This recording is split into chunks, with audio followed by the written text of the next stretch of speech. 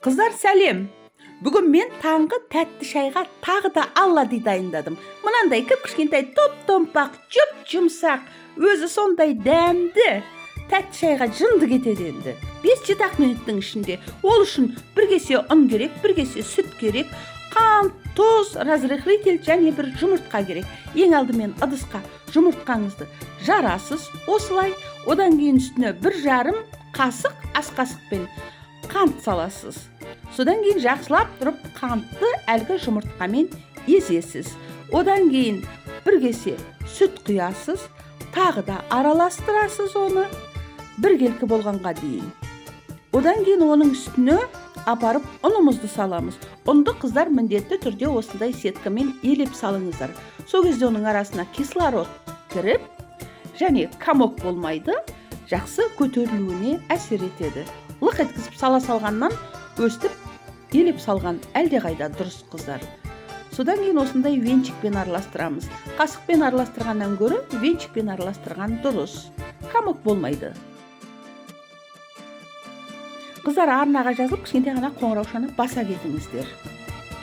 Мінекей, араластырдық. Енді бір шым-шым тұз, міне өздеріңіз көріп тұрғандай, салдық. Разрыхлитель. Бір пачкасын сала салыңыздар, дүкендегі разрыхлитель бар ғой соның. Зияны жоқ оның. Томпақ болуына жақсы әсер етеді. Мінекей, араластырдық. Мынандай болып созылмалы болады кішкене.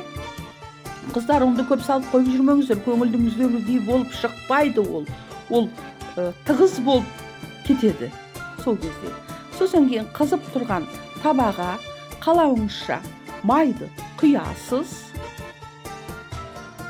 Мінекей, аз құям десеңіз өте аз құюыңызға болады. Мен өзім осылай көп құйғанды жақсы көрем. Май қызған кезде осылай бір тамызып көремін. Қайнап жатыр ғой әнекей. Енді қасықпен, ас қасықпен бір қасық қана құймақтан құямын.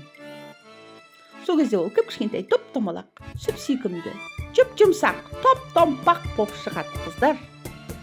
Мінекей, өстіп құямыз.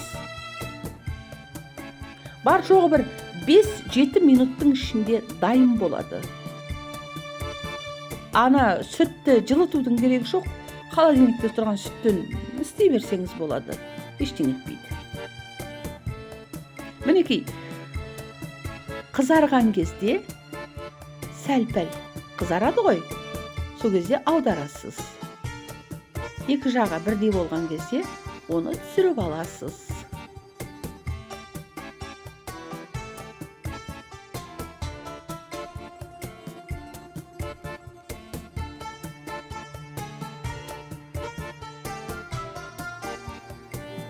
Мінекей, түк қиындығы жоқ.